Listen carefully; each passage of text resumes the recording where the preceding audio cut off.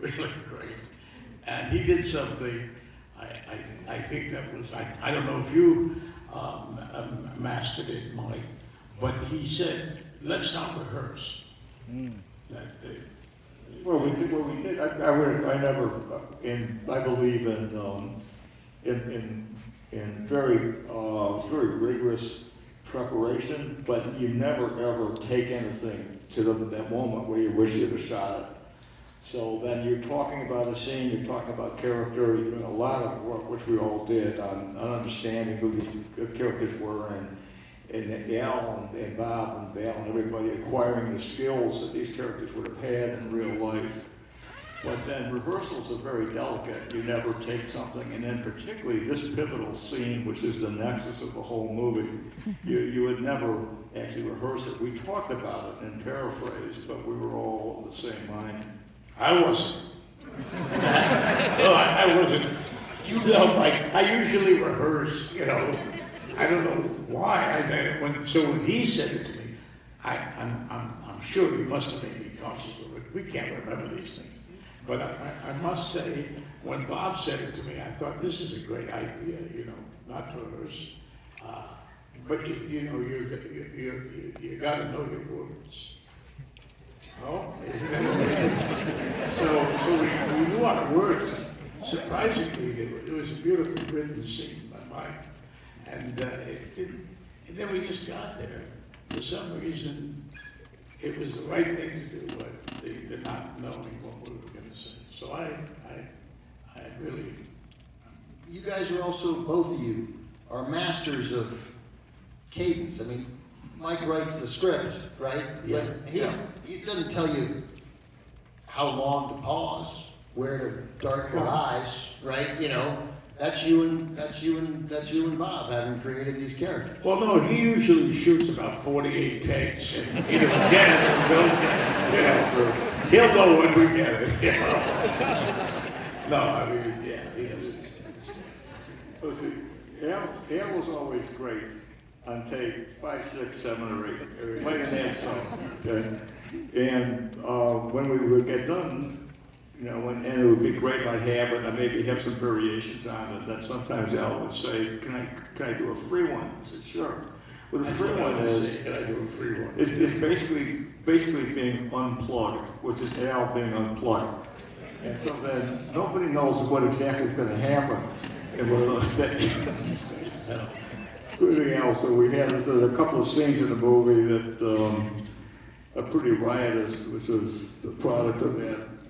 Yeah. And we So had there's one some scenes actor in the who movie came in where- about 2/3 of the way through and wasn't aware that we did this, and that kind of came as a surprise that we didn't pick up. Bob is so sometimes undistinguishable.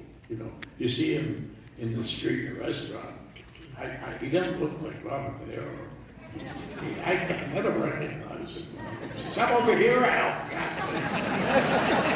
I saw him.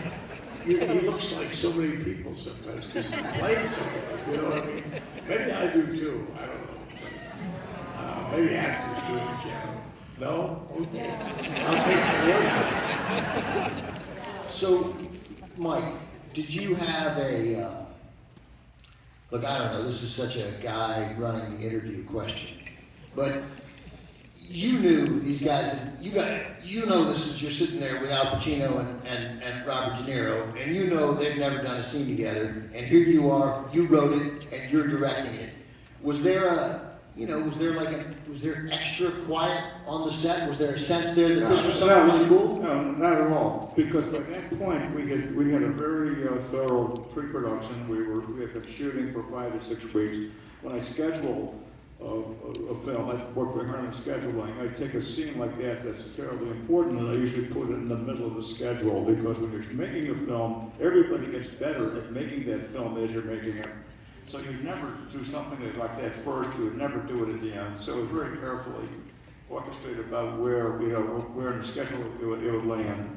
And by that point, even in pre-production, when we were talking about these rehearsals, we were concerned about our characters, about Neil McCauley, Vincent Hanna, and the significance of them coming together. So nobody's thinking outside the context of the story and the film and these characters and this collision, which is carefully brought together by all the events that preceded, which you're about to see. And it's a very complex scene, and I can't imagine anybody else doing this except Al and Bob and pulling it off. These two men truly are antithetical to each other. They have some components of their personalities that are totally in psyche, that are totally opposite each other, and two that are exactly the same. They're the only two people in the film who are totally self-aware. There's no self-deception. They are aware of themselves. They sometimes stimulate themselves in certain ways to be sharp and be on the edge. Hannah's character, and then also with Neil McCauley, Bob's character. And so, it really is, it really was a very careful moment. And that's why I picked Kate Manalini's, because it was a black and white interior. I wanted nothing to intrude in what these two actors were going to do. I mean,